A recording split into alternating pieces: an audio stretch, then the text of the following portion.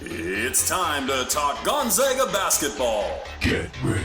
Zag insiders Jim Meehan and John Blanchette step away from the paper and up to the microphone to give you the biggest storylines. It's the Spokesman-Review Zags Insiders Podcast. Here we go.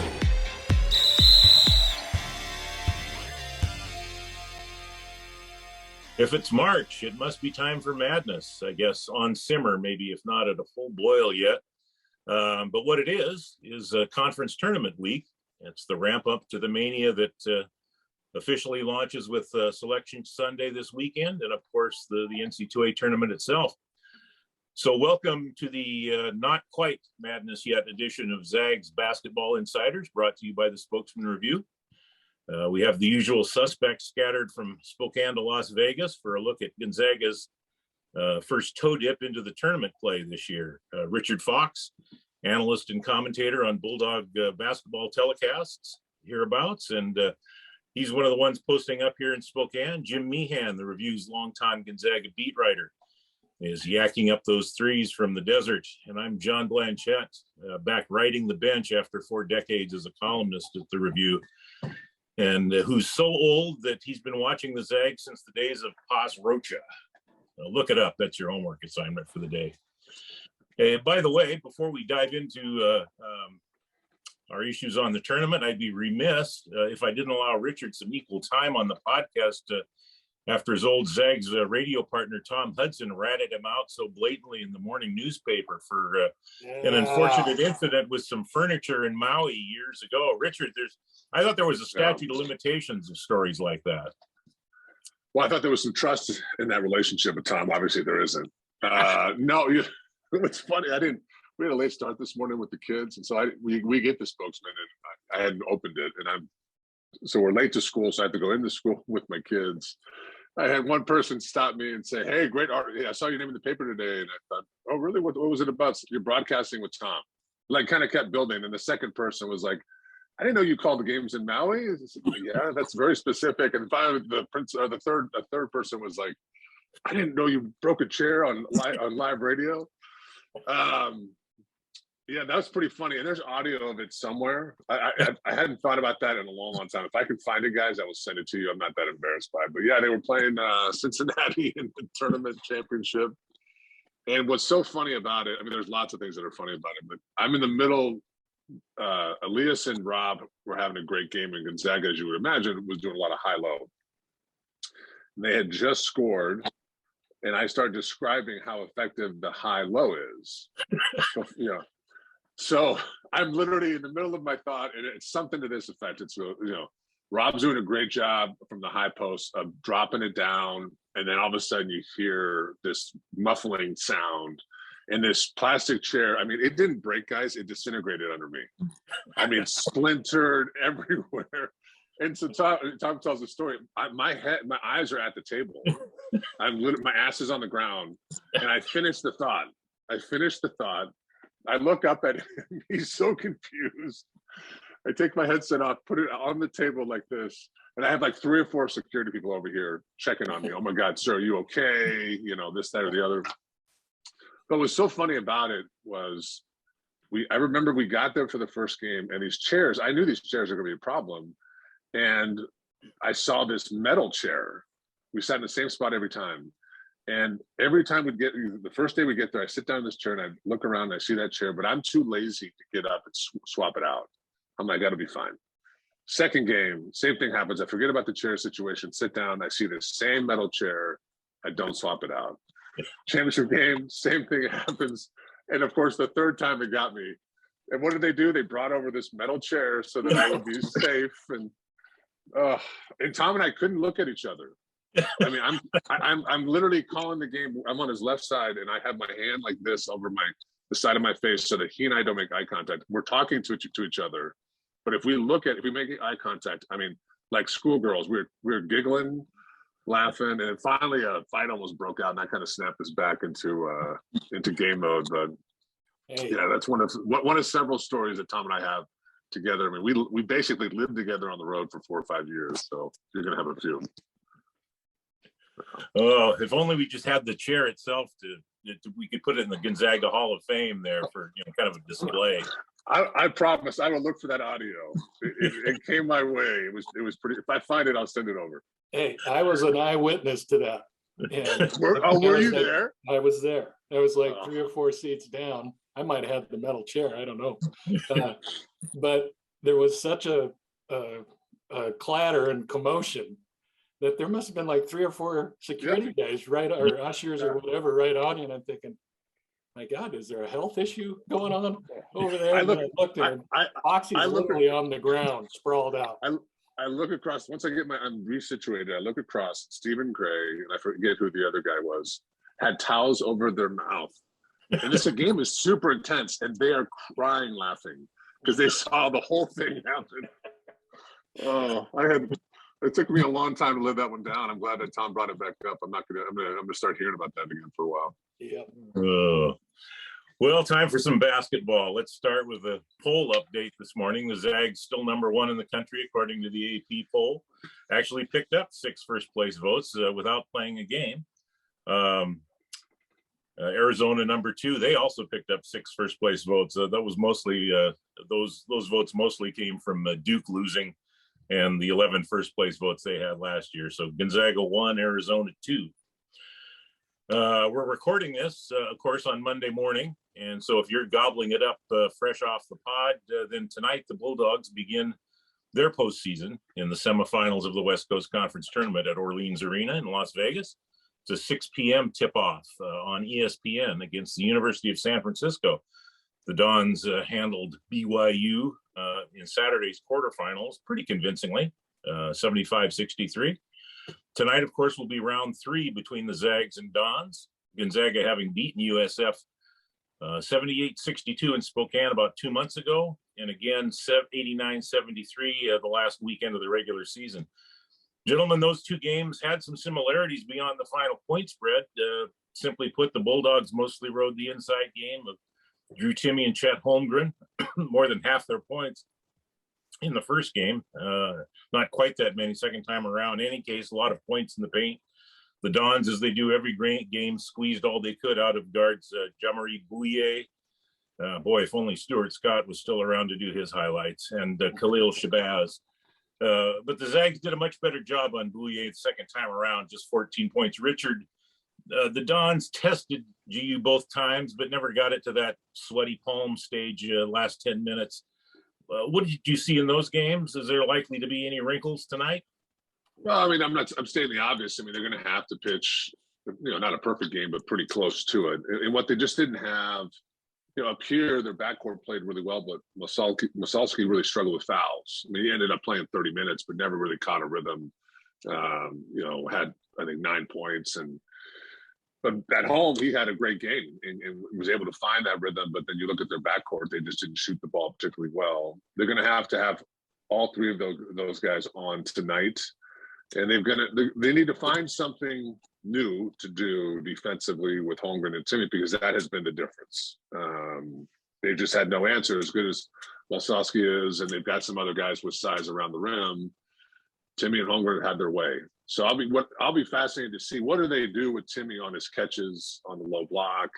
How do they guard Holmgren? I mean, do you just treat him as if he's, just a straight 3-point shooter? You just stay attached the whole time? I think the instinct with those matchups up front is, we've got a little more leeway to help off of a big off the perimeter. I think they may just say, just stay attached. Let's not let him get going, because his 3-pointers can be such backbreakers. You're in a game and all of a sudden a 7'1" kid can hit 2 threes in 2.5 minutes and kind of, give Gonzaga that cushion that they're so good at playing with and so good at extending games. So those 3 guys, those are their best players. They need to play that way tonight, and they need to do something defensively that's going to be different than what we saw the first two go-arounds. Jim, USF coach Todd Golden called Bouye and Shabazz the best guards in the West Coast Conference. Is that just a case of a coach pumping up his guys, or is there a case to be made? Well, they're very good. There's no question about that. It's probably, a pump up, a hype session. But, Mark Few trumped him, a couple months ago. He called Nembhard the best point guard in the country, not the conference. So That supersedes any WCC mentioned. But look, the backcourts are for both sides are very impressive. All those guys are all league type guys, obviously. And the guy who gets left out is Rasir Bolton, who you put Shabazz and Bouye and Bolton on a track team, and you got 3/4 of the 4x1 covered.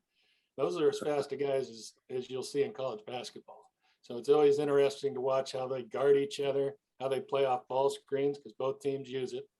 But I think the thing with tonight's matchup that could be different is Masalski's dealing with I think a knee injury of some kind. He was hobbling around. He kind of committed an intentional foul that had Todd Golden levitating above the bench over there. He was so mad late in that game, but Masalski wanted out of the game because he was hurting. And in that first game in Spokane, he did a great job on Timmy for the most part. I mean, Timmy is going to score. It doesn't matter if you put 9 guys on him sometimes, but he held him down pretty well, but he got in foul trouble.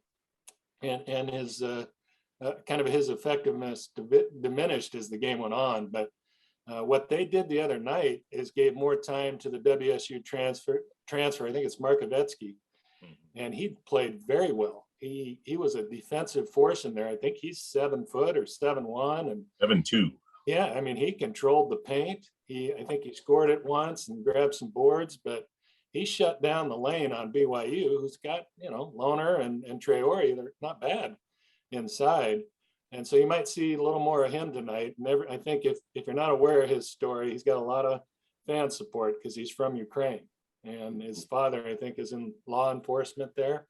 Right. The rest of his family, I believe, got out of Ukraine, but and he's been open about it and what he's going through. So that could be the wrinkle you see tonight that might impact things. I really think the Dons, there's one of two ways this could go. I mean, I feel like they clinched their spot in the tournament. So maybe there's a little less motivation. That sounds absurd, playing the number 1 team in the country, but maybe it's not as dire of circumstance to try to seal up your resume. But I still think they're going to give Gonzaga a battle tonight. They did the first 2 times. That third time, usually it just gets closer. And so that's what I'm expecting.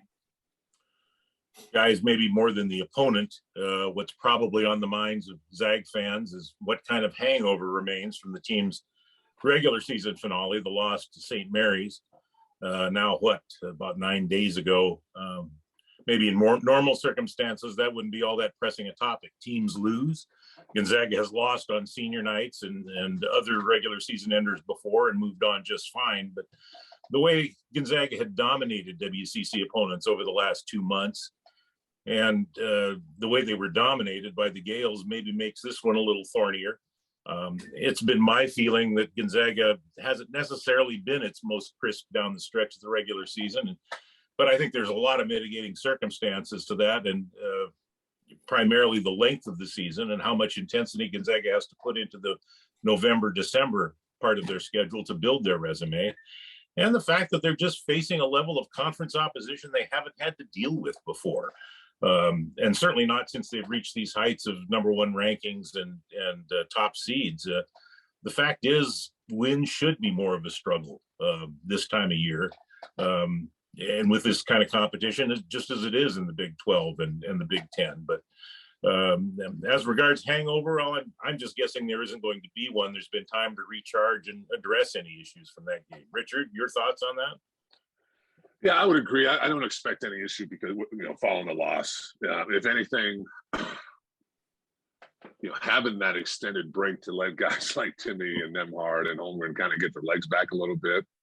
I mean, you think about just how tight Mark plays his bench or his rotation as he gets in some of these games. It's a long year. It's not just physically either. There's a mental component to it too, that just a fatigue of that grind. And there's something about turning the page on the regular season, and now you're in March, and this is really why you come to GU, is for these games this month, leading it, hopefully to early April. So I would expect a pretty rejuvenated group. Are they do they have a slow start just because they haven't been on a court for an extended period of time, maybe tonight, and it's going to be important for San Francisco to take advantage of that if that is the case. But no, I don't expect a hangover. I think Mark's proven that he's really good at transitioning off of these tough losses and getting his guys ready to go. And again, my suspicion is that Holmgren and Timmy spent a lot of time on their backside, just kind of putting their feet up and just getting some treatment, rested, and same for Nemhard, Bolton. Because look, I think the season, I'm sure Mark may have a different take on this just because of the grind it is, but I think I can't think of a year, and again, I haven't gone back and looked, but in recent memory, this has been the most difficult stretch to finish a conference schedule, in my opinion. I mean, they played the three other best teams, Santa Clara at home, and then true road games at USF and at St. Mary's. And here they are playing USF again, and obviously one of those other two. Those are just incredibly valuable tune-ups until you get to the tournament. They are playing NCAA tournament quality teams the 2 or 3 weeks heading into the tournament. That has not always been the case. They've had years where they've just run through everybody and haven't really been challenged, and all of a sudden they find themselves in a second round game against a really good, mid-level, large conference opponent, and they just haven't had that kind of feeling before, or at least not in a while. So I think the schedule, as hard as it's been, is favorable for GU, and I think these games are important, and I don't know why you'd want it in any other way. Jim, I think you probably sensed some determination post game after that St. Mary's game from the Zags in terms of bouncing back strong for the tournament. I know the comments of Rasheer Bolton and some of the others indicated that they're ready to get back to it. Well, I think Richard's right there that they did get off their feet. They did kind of recharge and all those things, and it was probably alternating. It was probably practice where they're banging each other pretty good because they really didn't answer the physical call as well as they needed to against St. Mary's. St. Mary's had that part of it won. They won the loose balls, the battle, the physicalness.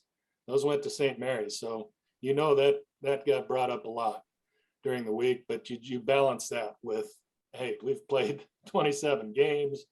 We're beat. It's no breaks since really Christmas or that COVID break in early January.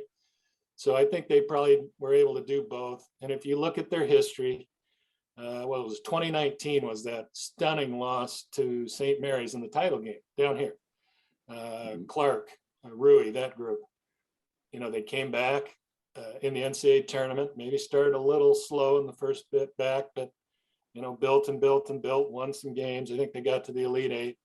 2017, when they lost to BYU on senior night, the crushing ended the regular season bid for perfection at 30-0. They came to the conference tournament, didn't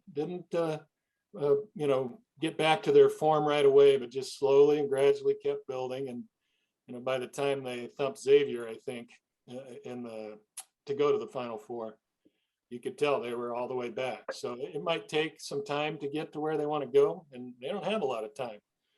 San Francisco, if they're not playing well tonight, it's going to give them issues, and might even if they are playing well.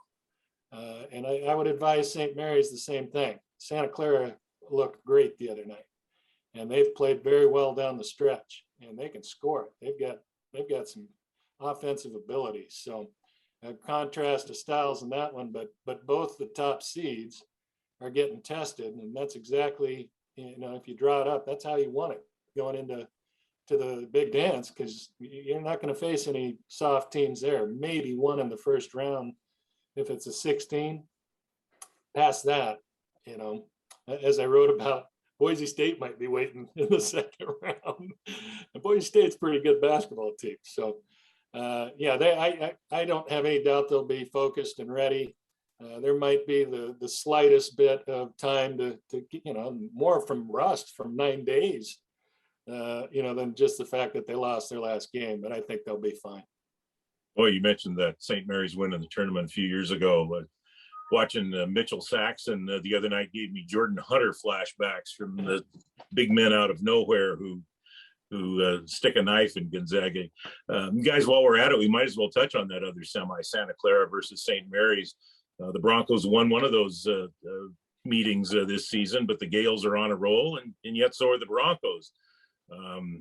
Santa Clara isn't showing up on any last ins or first outs on the bracketologies, any of the ones that I've looked at. So it's pretty much winning the WCC tournament or bust for them. Richard, what are your thoughts about them pulling off an upset tonight?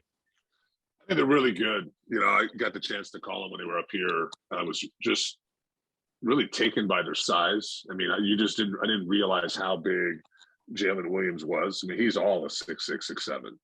And he didn't shoot it particularly well up here, but just kind of through their roster, even the guys who are a little bit on the shorter end, just stocky and put together. They've got a Big Five conference type of physicality to them. So I think they present an interesting problem for St. Mary's in that I don't think they particularly mind playing slower. They scored at a better clip on average, but at the same than most of the WCC. But they'll get into a fist fight with you. And they've got, I think, some bodies up front that St. Mary's doesn't really have. The depth up front with their size, and they're just a little bit more athletic. And Frankic is kind of, if you look back on his career, I know he's a 5-year guy, but he's had one of the great careers in the last 10 years in conference. Now, he's really struggled against Gonzaga, but against the rest of the league, he seems to have his way. So I'll be interested. Justice didn't shoot the ball well up here in Spokane, but he's been great all year. I'm not going to be surprised tonight if St. Mary's just kind of, despite their best efforts, maybe takes the foot off the gas a little bit because it's their end. And you're going to see a St. Mary's team or rather a Santa Clara team that's desperate. Yeah. They are playing for their season. It's hard to recreate that if you're not, and to match that level of intensity. So, if I had to make a call, I think I'd call it for Santa Clara. I just think they've got more to play for. And I do think the recipe, the way that they play and the depth that they have, their top 7 are very good. I'm going to expect them to win tonight. We're not obligated to take them one game at a time like coaches are, Jim. So if we project a little bit, are the Zags eager for a rematch with St. Mary's on Tuesday night? Does the loss restore that hunger? And what do you see being different the third time around? And if they were to lose, what would that do to their NC2A seeding? Yeah, I look, they're as competitive as athletes get, and when you lose to somebody, that first thought is, would really like to get another shot at those guys. That's just human nature for competitors. So yeah, I would think they probably would welcome that. I think they feel like they're probably the better team, but they got flat out played, and it wasn't for 5 minutes or 10 minutes. It was for about close to 30 in that game down at St. Mary's. So I think all those are motivating and something that really might help them tonight against San Francisco. That's still out there, that next matchup. But St. Mary's is Richard's right. They're in the tournament. They've got a great net. I think they're in the top 20 in both net and AP. So that usually projects in the 4, 5, 6 range on a seeding. But from their end, if they beat Santa Clara, who, I think they're in the top 60, 65 in the net, and then turn around and beat Gonzaga to win the season series 2-1, who's number 1 in the net. They might be staring at like a 4 seed, so a crazy 4 or 5 seed, something like that. That's a lot to play for too. So as always, you get to the conference tournament, motivation is there's no shortage of it. But I selfishly, as you say, we can look ahead. Yeah, I'd look ahead to that game. I'd love to see it again. And I'd love to see how Gonzaga responds physically. And if they can get the 2 bigs going again, like they've done almost all year, Holmgren and Timmy, I think it could be a long night for St. Mary's. But the way the Gales play, and every possession is down to the last 5 seconds, and then try to do the same on the defensive end, I think that gets lost. That's where they control the pace a lot of times, is you stay in front of you, make you work, and next thing you know, it's 10, 9, 8 on the shot clock. So that would be a great game to see. These Final Four, those 4 teams, and BYU is not one of them. That's impressive. that these four teams are all, I mean, Santa Clara can really play, and people maybe on the East Coast think, whatever. Hey, they can play. They can win NCAA game if they get to the tournament, if they upset a couple people. And USF's the same way. They ain't gonna be any fun to play them if they're your first pick or first pairing in the NCAA tournament. So, but selfishly, yeah, bring on St. Mary's GU. That would be fun to cover, fun to watch. You mentioned it, Jim, and the different possibilities and motivational level for these games tonight. And Richard mentioned, maybe USF is in, and maybe they, take a little bit of a sigh. And the same with St. Mary's. On the other hand, there are seating issues and to deal with that can be motivators, and USF wanting to hammer down that NC2A spot. Let's talk about the NC2A a little bit too. And the BYU loss to San Francisco. Did that end the dream of 4 WCC teams in the tournament, barring, say, Santa Clara winning the tournament itself? We noticed Joe Lenardi's latest has BYU's among the first 4 teams out. Jerry Palm on CBS still has the Cougars in. Richard, what are your thoughts? Yeah, I think we're a 3-bid league. I mean, I could go on and on. I mean, unless Santa Clara gets on a run here, and they're certainly capable of winning 2 games in 2 days. Then we have 4, but I'd just be hard pressed to see BYU make it in this based on their resume. I know they've got a couple big wins in league, but this is March. You're going to see 1, 2, 3 teams that you didn't expect to win their conference tournament. When you're sitting on that edge, I just think at some point we're going to see everybody kind of take BYU off of that line if they are there. But look, 3 teams going to the tournament for the WCC is still incredibly impressive. I mean, how many times does that happen, Jim? You would know off the top of your head. Yeah, 1 or 2 that I can think of. 2 or 3 maybe max. Yeah.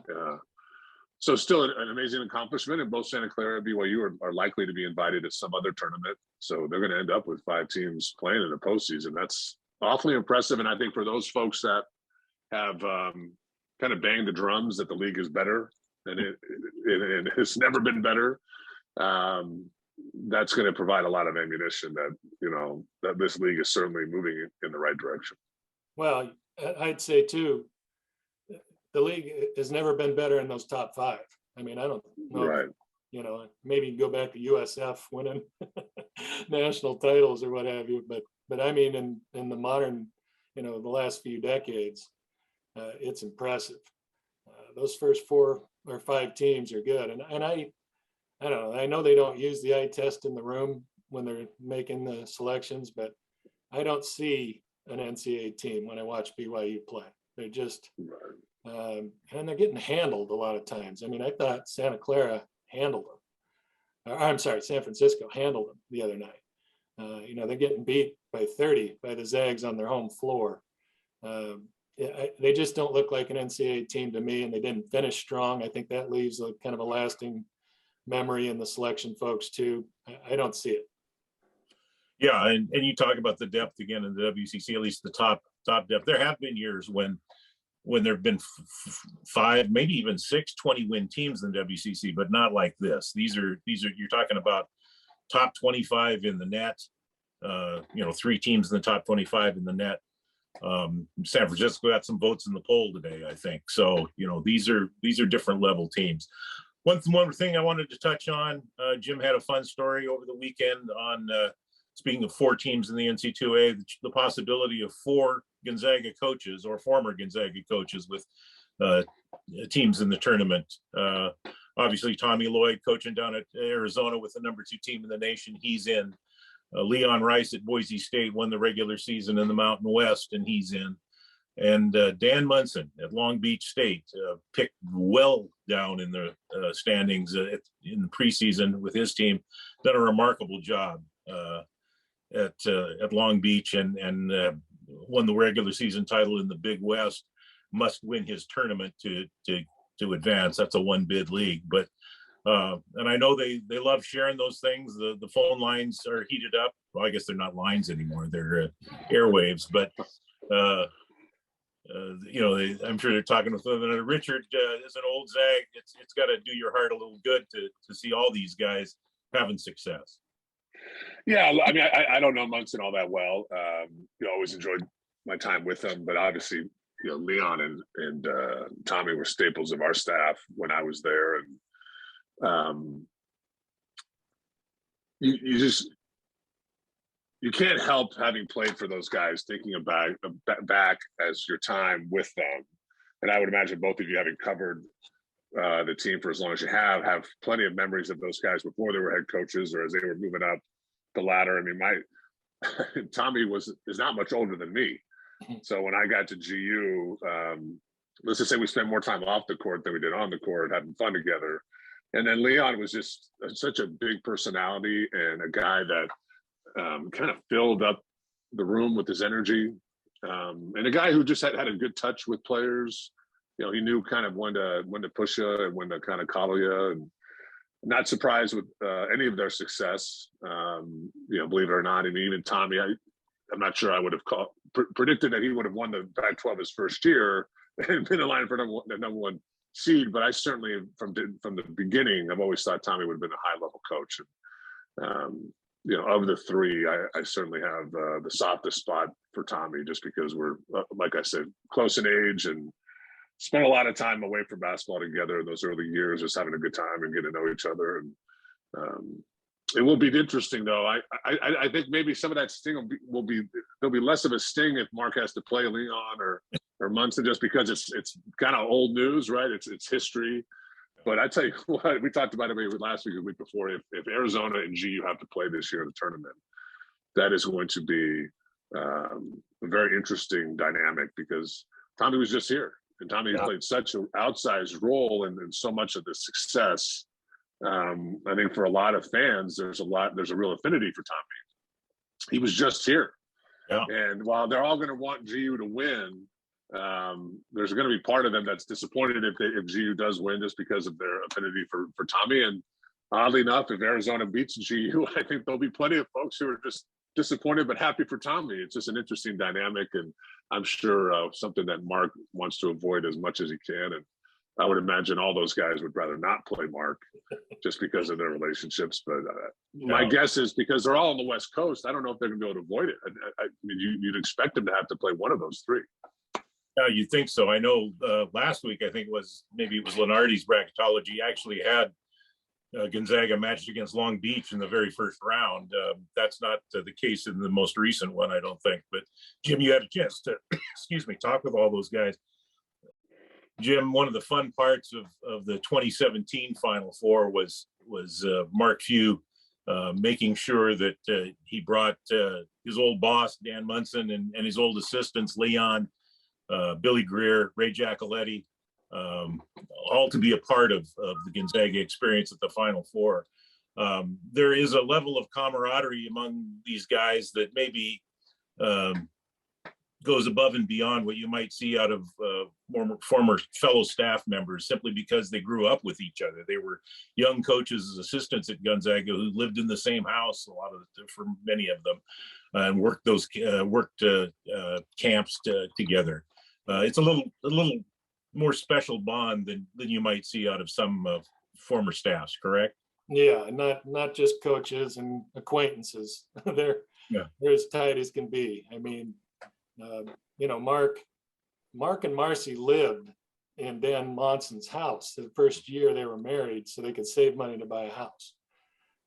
Leon Rice, Billy Greer, all of them, Monson and Few, were, I think, at Oregon as students, and worked.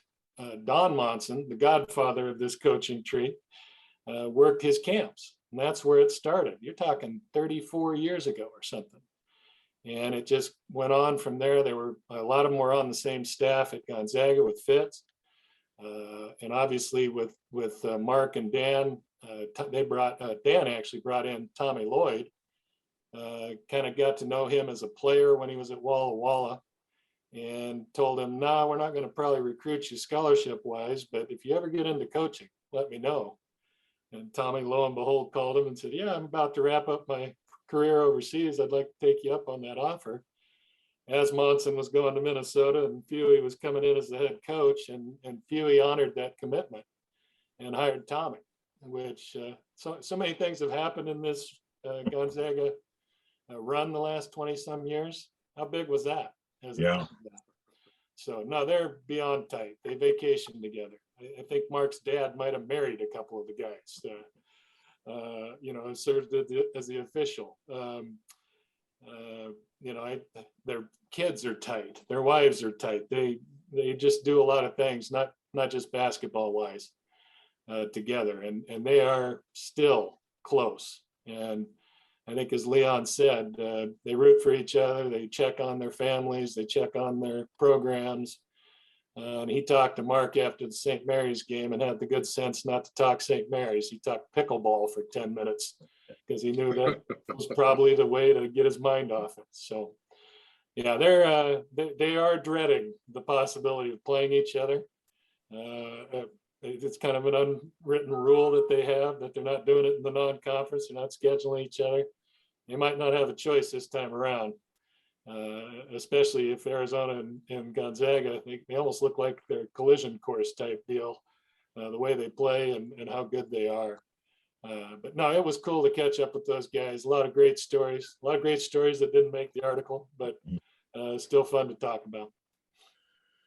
Well, that's those possibilities of meetings, and still very much in the future. We've got Gonzaga against San Francisco tonight in the semifinals of the WCC tournament, 6 o'clock on ESPN. Guys, that does it for another edition of Zags Basketball Insiders. Thanks very much. We'll see you next week.